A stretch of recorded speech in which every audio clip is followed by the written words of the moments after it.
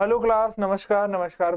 2-3 दिन से वीडियो नहीं आ रही थी क्योंकि थोड़ा सा प्रॉब्लम था, मेरी तबीयत खराब थी। ठीक है, बोल के welcome to my channel. My name is Mohit Gurjar. तो आपको मैं टॉपिक क्लियर करवाया था। मैंने एक्साइगल और इक्वेटोरियल जो पॉइंट होता है उसका मैंने एक सेपरेट वीडियो डाला है, आप चाहो तो चैनल पे देख के देख सकते हो। ठीक है, क्योंकि बच्चों की डिमांड आई थी कि वो टॉपिक हमको थोड़ा अलग से समझ, आपको अलग से वो टॉपिक क्लियर कर दिया। ठीक है, अभी हम आगे बात करेंगे। हम आगे बात करते हैं, हम उसी चैप्टर को एक्साइगल और इक्वेटोरियल के बाद जो टॉपिक्स आते हैं उन टॉपिक्स की बात करें, आगे चैप्टर्स की बात करें। तो आगे जो चैप्टर आएगा, चैप्टर का जो टॉपिक आएगा उसका नाम है टॉर्क। क्या आएगा बच्चा? अब सर टॉर्क क्या होता है, टॉर्क को समझने की कोशिश करना एक बार कि टॉर्क होता क्या है। जैसे आपके पास, पहले मैं आपको बताता हूँ, टॉर्क एक फोर्स होता है। क्या टॉर्क एक फोर्स होता है? नॉर्मल एक टॉर्क हम कहते हैं torque is equal to force कह सकते हैं, लेकिन फोर्स होता कैसा है वो समझ। देखो, इसमें बेसिकली क्या होता है कि आपके पास एक इलेक्ट्रिक फील्ड दी जाती है, नॉर्मल आपकी इलेक्ट्रिक फील्ड दी जाती है, और उस इलेक्ट्रिक फील्ड के अंदर बीच में एक डायपोल को रख दिया जाता है। इस तरीके से इलेक्ट्रिक फील्ड ऐसे जा रही है, इसको ऐसे रख। अब इसमें क्या होगा कि इस पॉइंट पर और इस पॉइंट पर दोनों तरफ से एक फोर्स जनरेट होगा अपोजिट डायरेक्शन में, इधर और ये वाला इधर, ये इधर और ये इधर। जब ये दोनों इधर मूव करेंगे तो ये बिल्कुल सीधा हो जाएगा कि नहीं हो जाएगा? तो टर्निंग डायपोल की बात करेंगे इसमें, हम किसकी बात करेंगे? डायपोल की। टॉर्क किस में लगा रहे हैं हम? डायपोल में लगा रहे हैं। तो ये जो डायपोल है ये बिल्कुल क्या हो जाएगा? तो हो जाएगा। जब ये सीधा हो जाएगा मतलब इसमें जो टर्निंग इफेक्ट आएगा, हम इसमें कौन सी बात कर रहे हैं? हम इसमें टर्निंग इफेक्ट की बात कर रहे हैं। तो turning effect of any dipole that is called torque. हम कह सकते हैं कि टॉर्क वहां पर क्या हो रहा है मेरे बच्चा? जनरेट हो रहा है। टॉर्क क्या हो रहा है बच्चा? जनरेट हो रहा है। चलो देखते हैं, चलो थोड़ा देखते हैं। जैसे मान लेते हैं कि हमारे कुछ इलेक्ट्रिक फील्ड है, मान लेते हैं इलेक्ट्रिक,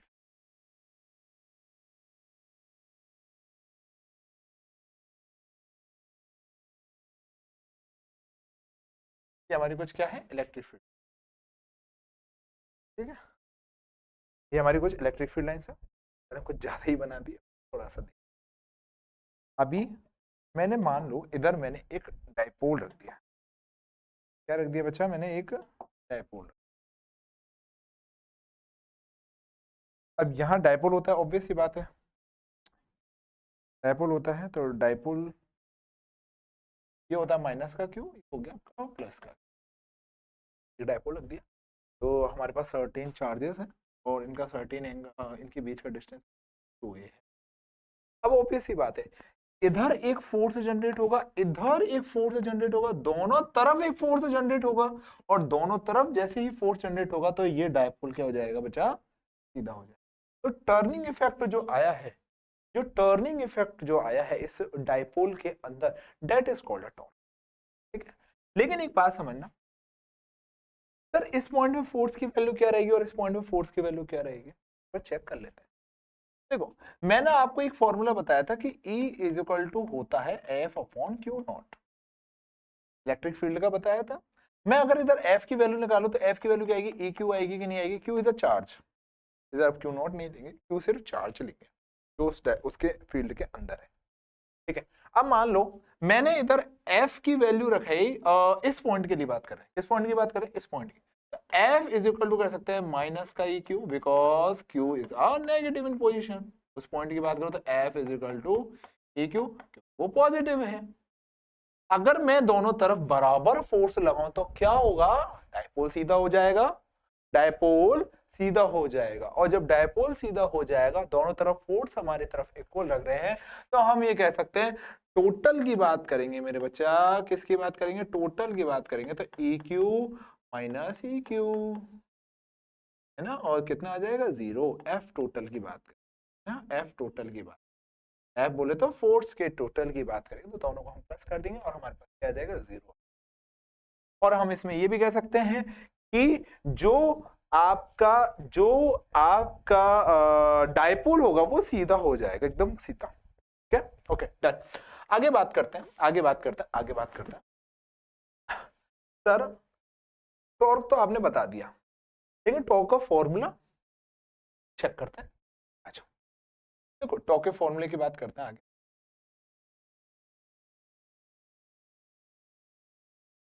पहले तो ये बताओ तुम्हें ये चीज समझ में आ गई ना? मुझे आप ये चीज समझा, मुझे बता देना कब कि हाँ आपको टॉर्क समझ। अब देखो, आपने टॉर्क बता दिया। अब एक चीज समझो, जब ये डायपोल घूमेगा पर लेट जाएगा और यहां पर एक एंगल बना, यहां से लेकर यहां तक की कोई डिस्टेंस, उस डिस्टेंस 2a साइन, क्यों बोलेंगे बेटा 2a तो हमारे पास है, और साइन थीटा क्यों करेंगे? क्योंकि घूम रहा है, सबसे घूम रहा है, तो theta is equal to sine. Sir एक चीज समझे, आगे इसमें भी देखेंगे। जैसे कि हमारे पास अगर टॉर्क के फॉर्मूले की बात करें तो वो होता है force into perpendicular perpendicular force into perpendicular distance, force into perpendicular distance. तो फोर्स की अगर मेरी बात करूं मेरे बच्चा, तो फोर्स क्या होगा? फोर्स हम सबको पता है क्या वो लगेगा, ई क्यू लगेगा। और परपेंडिकुलर डिस्टेंस की बात करें तो क्या होगा, 2a sin थीटा होगा कि नहीं होगा?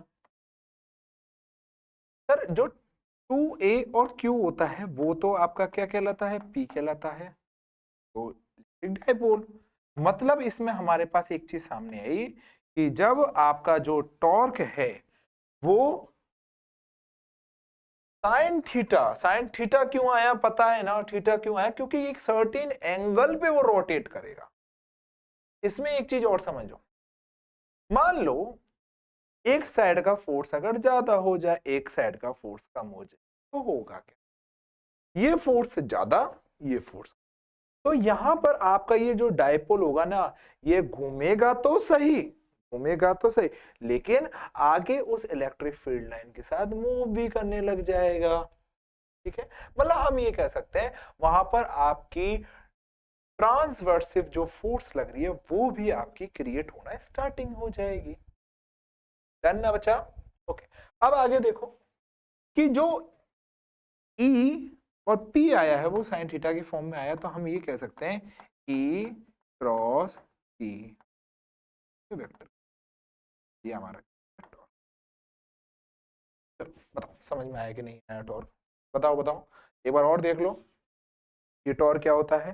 ठीक है, टॉर्क को एक बार और अच्छी तरह देख लो, P और E। ओके, अब एक चीज समझो सर, यहां पे एक चीज समझ, थीटा की वैल्यू मैंने ले ली 0 0 0 0, थीटा की वैल्यू मैंने नहीं, या थीटा की वैल्यू मैंने मतलब पूरा घूम गया, 180 घूम गया पूरा, तो वहां पर हमारे पास जो टॉर्क की वैल्यू रहेगी वो क्या क्या रहेगी? देखो एक बार, यहां पर अगर हमने जीरो रखेंगे तो एक बार समझना, जीरो रखेंगे तो ऑब्वियस बात है पूरा जीरो हो जाएगा, तो टॉर्क की वैल्यू भी क्या आ जाएगी, जीरो आ जाएगी। 90 रखेंगे तो टॉर्क की वैल्यू क्या आ जाएगी, पी, ये हो जाएगी, और यहां पर टॉर्क की वैल्यू भी जीरो हो जाएगी। तो हम ये कह सकते हैं कि टॉर्क पीई जो हमारे पास, मतलब हम ये कह सकते हैं कि इस पॉइंट पर बिल्कुल सीधा, मतलब इलेक्ट्रिक फील्ड के बिल्कुल परपेंडिकुलर अगर कोई भी डाइपोल रखा हुआ है तो वहां पर टॉर्क की वैल्यू सब, चलो ये लास्ट लाइन थी, आई थिंक टॉर्क समझ में, टॉर्क।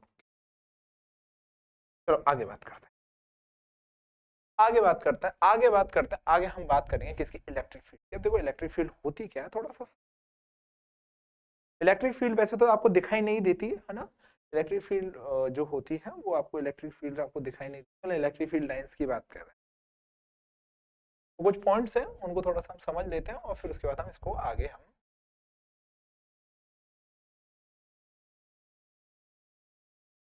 सबसे पहले इलेक्ट्रिक फील्ड, सबसे पहले इलेक्ट्रिक,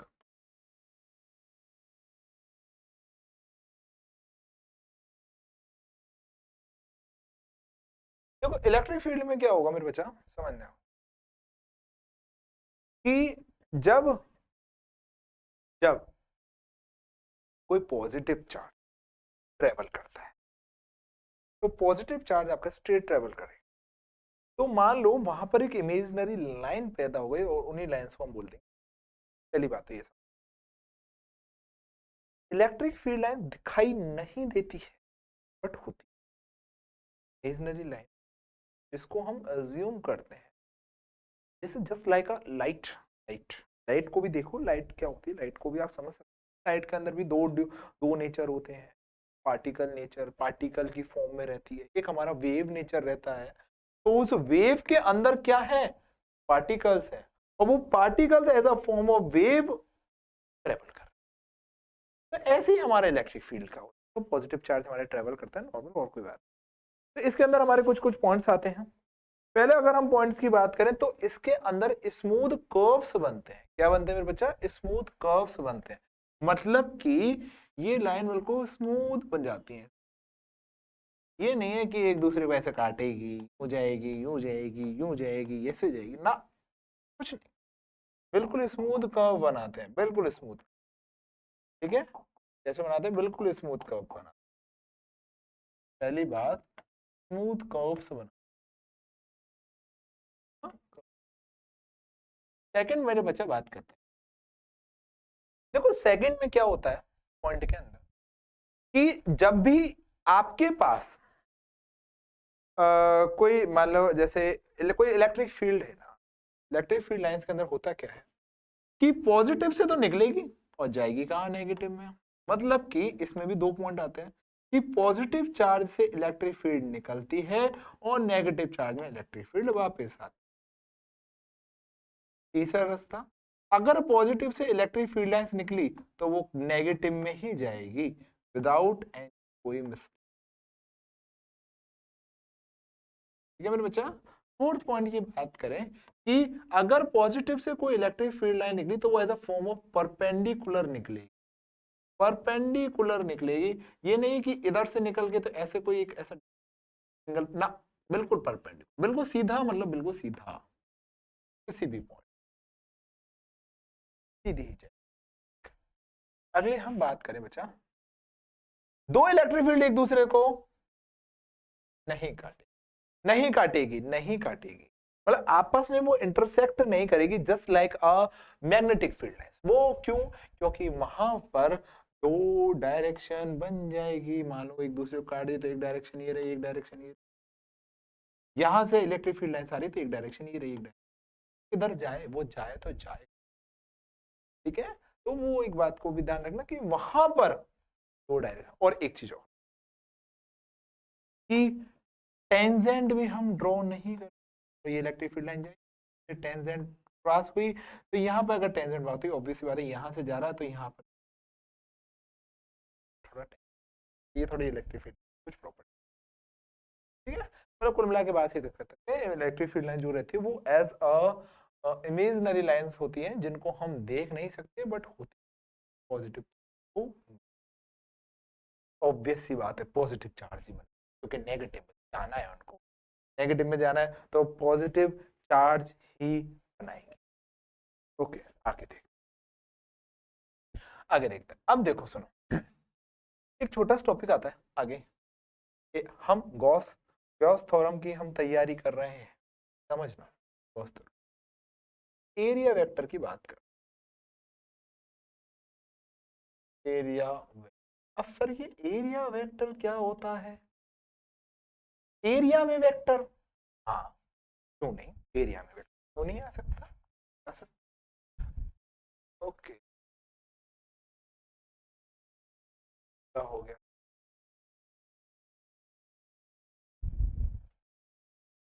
ठीक है, वो थोड़ा सा कैमरे, ओके अब ओके। एरिया वेक्टर की बात, सर ये एरिया वेक्टर समझने की कोशिश, हमको समझना है कि एरिया वेक्टर होगा तो होगा क्या। जैसे जस्ट गिविंग, जैसे मान लो आपके पास एक क्यूब है, क्या है मेरे बच्चा,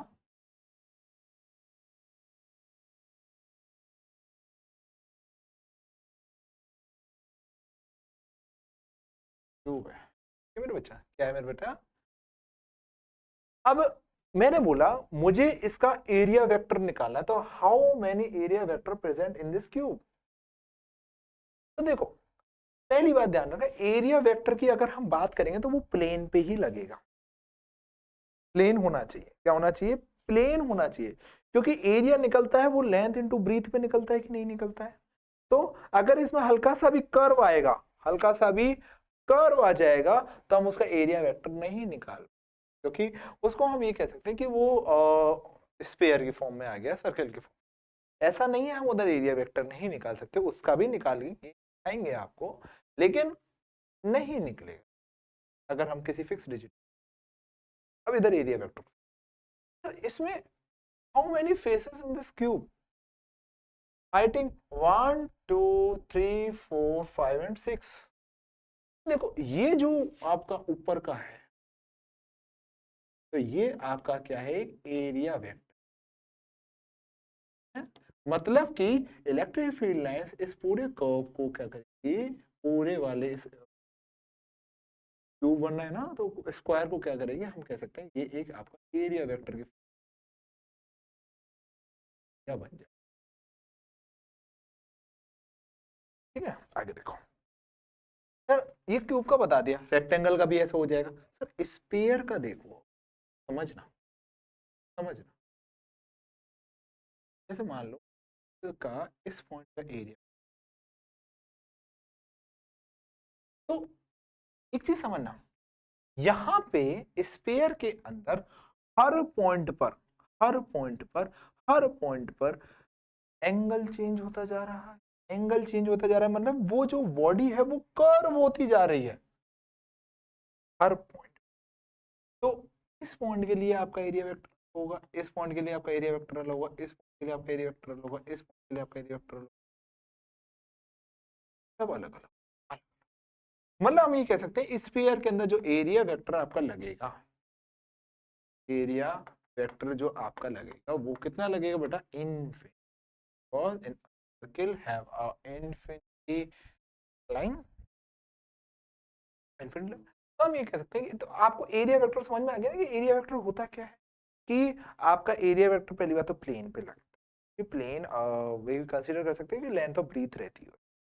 तो स्फीयर के अंदर एरिया वेक्टर कैसा रहता है, और अब वो रेक्टेंगल के अंदर, जस्ट रेक्टेंगल के ट्रायंगल के अंदर हमारे पास एक ही कंडीशन है कि सरफेस प्लेन होना चाहिए। बिकॉज प्लेन क्यों होना चाहिए? क्योंकि एरिया जो है, एरिया जो है वो प्लेन में ही का, जो रेक्टेंगल मतलब 2D के लिए 2D की, तो ये हमारा क्या हो गया? Area vector. एक मिनट, आगे अगर हम बात करते हैं, आगे हम बात करते हैं एक मिनट, आगे हम बात करते हैं, आगे हम बात करते हैं। देखो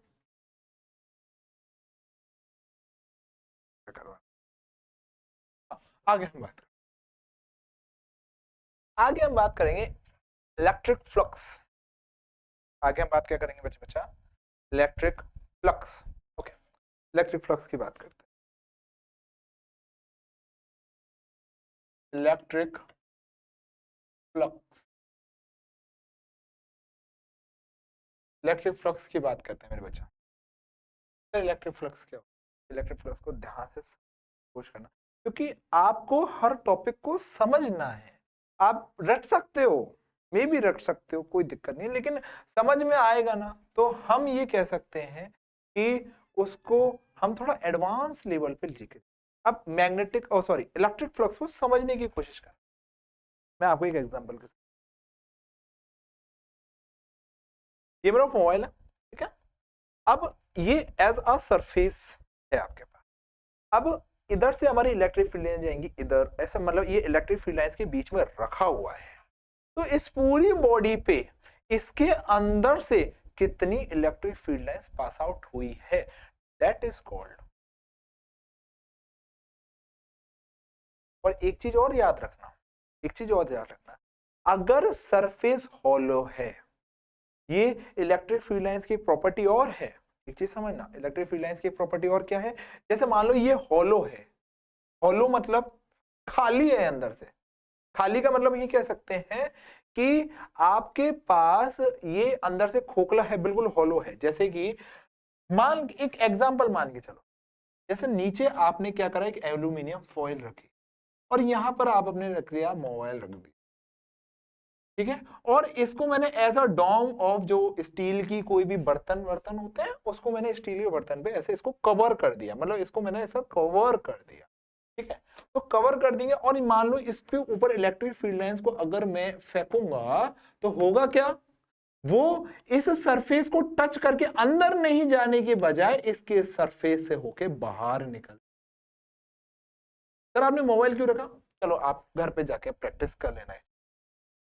मोबाइल रख दिया और मोबाइल रखने के बाद इस पे जब भी कोई इलेक्ट्रिक फील्ड लाइन से पास बाहर जाएगी तो इस मोबाइल के अंदर टावर नहीं, आप चेक करके देख लेना, देख लेना, करके देख लेना। क्योंकि किसी भी होलो स्फीयर के अंदर इलेक्ट्रिक फील्ड लाइंस क्या हो जाती है, जीरो हो जाती है, ठीक है, ओके। लेकिन सर अगर भरा हुआ है तो मतलब होलो नहीं है तो ऑब्वियस बात है उसके अंदर चार्ज जा सकती है, ठीक है। लेकिन होलो स्फीयर के अंदर इलेक्ट्रिक फील्ड लाइंस जो वैल्यू रहेगी वो क्या रहेगी मेरे बच्चा, जीरो रहेगी। क्या रहेगी मेरे बच्चा, जीरो रहेगी, ठीक है। आगे बात इलेक्ट्रिक फ्लक्स की बात करते हैं, इलेक्ट्रिक फ्लक्स की बात करते हैं। अब इलेक्ट्रिक फ्लक्स क्या होता है, सबसे पहले हम इसको फाई से डिनोट करते हैं। कैसे डिनोट करते हैं मेरे बच्चा, फाई से डिनोट।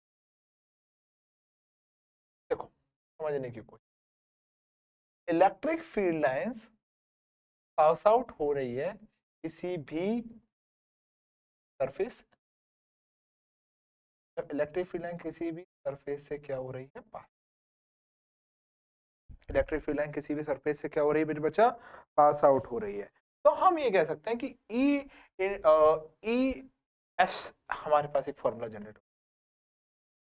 लेकिन सर, लेकिन एक चीज समझो, अगर आपके पास कोई भी इलेक्ट्रिक फील्ड लाइंस है मान लो, और आपके पास जो सरफेस है वो कोई एंगल पे है उस इलेक्ट्रिक फील्ड लाइंस के, हो सकता है, बिल्कुल हो सकता है, बिल्कुल क्यों नहीं हो।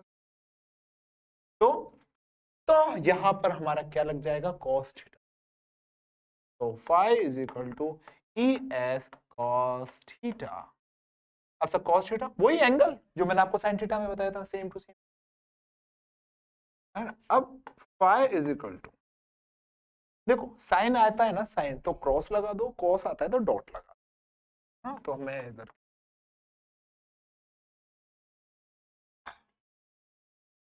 अब कॉस की वैल्यू आपको पता है कि अगर कॉस की वैल्यू 0 रखेंगे, 180 रखेंगे तो हमारे पास वैल्यू क्या क्या आएगी, ठीक है। तो हम इसको लास्ट में हम ये भी कह सकते हैं कि टी फाई,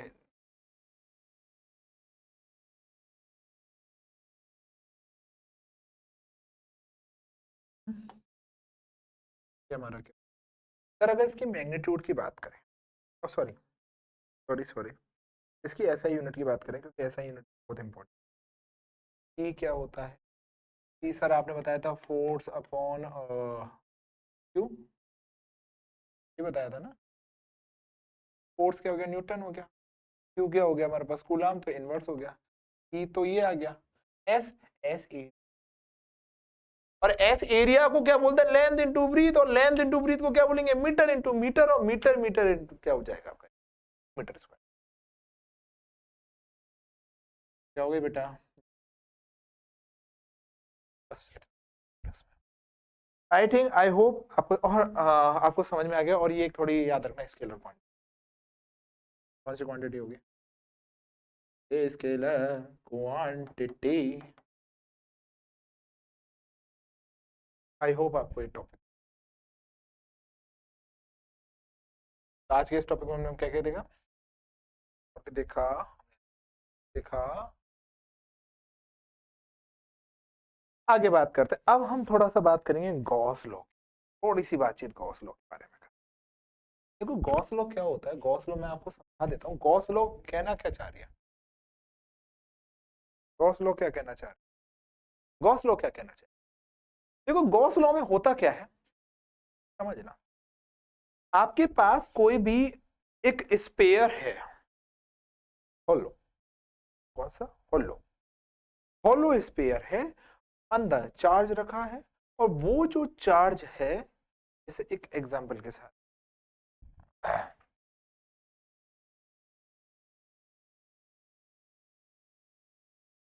जैसे ये एक बॉक्स है मेरे पास, है ना, ये मेरे पास एक माइक का मेरे पास बॉक्स। अब इस बॉक्स अंदर से खाली है और बाहर से पूरा एक सरफेस एरिया बन रखा है एक, है ना। इसके बीच में मैंने कुछ चार्ज रखा। अगर पॉजिटिव चार्ज है तो क्या होगा? पॉजिटिव चार्ज है तो क्या होगा? पॉजिटिव चार्ज होगा तो चारों तरफ इसमें इलेक्ट्रिक फील्ड फेंकेगा कि नहीं फेंकेगा? मतलब चारों तरफ से इलेक्ट्रिक फील्ड बाहर जाएगी। तो इस पूरे एरिया में से जितनी total of electric field lines जाएगी उसे क्या बोलेंगे? गॉस लॉ बोलेंगे।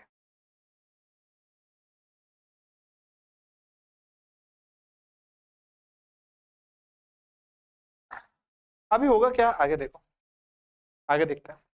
ठीक है, गॉस लॉ आपको आई थिंक समझ में आ गया होगा गॉस लॉ कहना क्या चाहता है। ठीक है, गॉस लॉ क्या कहना चाहता है। अब देखो, according to this physics, physics के में के अकॉर्डिंग अगर गॉस लॉ, देखो गॉस लॉ हुआ क्या, वो ही तो है आपका इलेक्ट्रिक फ्लक्स की तो है गॉस लॉ, और क्या है।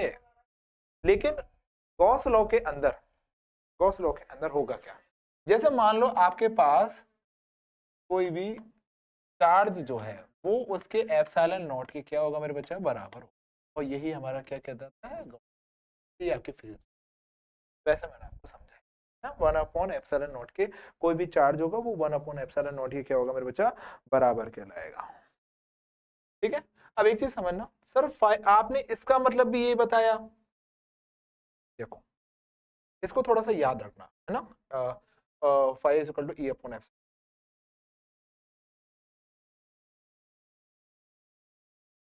आपने बताया था फाइव इज इक्वल टू ई,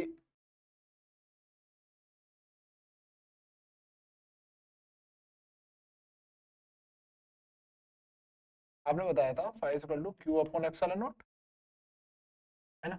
और आपने अभी कुछ देर पहले एक और चीज बताई थी इलेक्ट्रिक फ्लक्स के बारे में, ये भी बताया था ई डॉट एस, ये भी कुछ बताया, बताया था, बिल्कुल बताया था, मैं कह भी रहा हूँ। ठीक है, क्या ये दोनों इक्वल हो सकते हैं? क्या हम उससे इसको निकाल सकते हैं? जी, वो चेक करना पड़ेगा। क्या हम इन दोनों को अगर इक्वल रखें, क्या अगर हम इन दोनों को इक्वल रखें तो हमारा आंसर क्या आएगा? एक चीज नोटिस करके, हमारे पास ये था, इसको थोड़ा पहले, इसको थोड़ा साइड हटो, इसको, हमारे पास क्या था? डी ई, और हमारे पास था डी। मान लो मैंने रख दिया, हमारे पास क्या बैठा? D dot D S is equal to upon epsilon naught. इसका इंटीग्रेशन होगा, इंटीग्रेशन होगा, करते हैं, क्लोज इंटीग्रेशन होगा, ई बाहर। अब सर डीएस में वैल्यू रखें तो रखें क्या, क्योंकि डीएस तो हमारा शेप है और आपने इसमें शेप का तो कुछ बताया नहीं। तो हम इसमें क्या करेंगे, हम इसमें क्या करेंगे, डीएस की जगह हम इसमें ऐसा करते हैं, डी मतलब स्पेयर माना है, क्या माना है? स्पेयर माना है। तो हम इसमें क्या करेंगे, हम इस डीएस को, मतलब मैंने बोला ना एक होलो स्पेयर है, एक पूरा होलो स्पेयर है, तो हम क्या करेंगे इसमें जो आपका एरिया वाला, जो मतलब ये जो डीएस है, मतलब जो ये एस है, ये किसका एरिया है? आपका स्पेयर का। तो हम ये कह सकते हैं ई को हम मल्टीप्लाई कर देंगे किससे, नहीं नहीं नहीं, एस को, एस की जगह हम रख देंगे 4 पाई r स्क्वायर, और 4 पाई r स्क्वायर सारे के सारे कांस्टेंट है वो बाहर आ जाएंगे। E into 4 pi r square is two upon epsilon not. ठीक है, हमारे पास ये वैल्यू भी आ गई। और ई इज इक्वल टू क्या होता है? ई इज इक्वल टू को भी देखो, ई इज इक्वल टू होता है क्या? के क्यू अपॉन आर स्क्वायर, आके ना, के क्यू अपॉन आर स्क्वायर। ठीक है, K Q upon R square into 4 pi r square is equal to Q upon epsilon naught, yes या नो? ठीक है, अब एक चीज देखो, देखो क्यू से क्यू गया, गया, आगे देखो, आगे वैल्यूज क्या आएंगी? के की वैल्यू अगर हम देखेंगे, के की वैल्यू देखेंगे तो वो आएगी 1/4 पाई एप्सिलॉन नॉट, हाँ की ना, है ना, 1/4 पाई एप्सिलॉन नॉट इनटू में आर स्क्वायर, तो में R into 4 pi R square is equal to epsilon not से एप्सिलॉन नॉट हो गया, 4 पाई आर स्क्वायर से 4 पाई आर स्क्वायर पूरा चला गया। मतलब हम ये कह सकते हैं हमारे पास जो दोनों वैल्यू बिल्कुल देख लो, बिल्कुल पूरी वैल्यू सब खत्म हो चुकी है हमारे पास। क्या है ये 1 = 1 आया कि नहीं आया? मतलब हम इस वैल्यू से हम ये फाइंड आउट कर सकते हैं कि जो आपका हॉलो स्फीयर का और गॉस लॉ का जो फॉर्मूला आया है, इन दोनों फॉर्मूले आप कोई सा भी फॉर्मूला आप इस्तेमाल कर सकते हैं, ठीक है। बस गॉस लॉ के अंदर हमारे पास एक चीज आ जाएगी कि उसके अंदर जो भी आपका स्फीयर मतलब जो भी आपका कह सकते हैं ऑब्जेक्ट रहेगा, उसका इंटीग्रेशन हमको करना, क्योंकि वो एक क्लोज इंटीग्रेशन के और क्लोज इंटीग्रेशन करना पड़ेगा। क्लोज इंटीग्रेशन हमको क्या करना पड़ेगा, है ना। इस चीज को थोड़ा सा हमको ध्यान रखना। तो ये दोनों वैल्यू हमारी इक्वल आ चुकी है, ठीक है। ओके, आज की क्लास में हम इतना ही करते हैं, बाकी आगे हम नेक्स्ट क्लास में मिलते हैं, ठीक है। जय श्री श्याम, जय श्री राधे, आगे मिलते हैं।